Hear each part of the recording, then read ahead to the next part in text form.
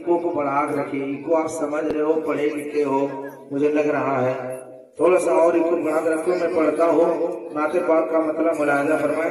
एक मिनट और झुक के बोले सुभान अल्लाह।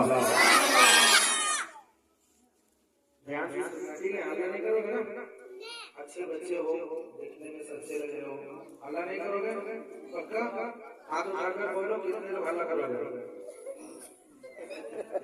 ठीक है, मैं पढ़ता हूँ मुलाहिजा फरमाए। और मैं किराम की तवज्जो चाहता हूँ, मैं पढ़ता हूँ तेजी के साथ मुलाहिजा फरमाए।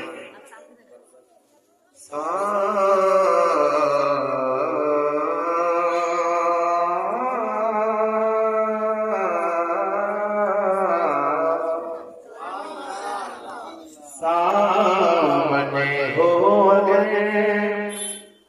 रूह खैरुल बशर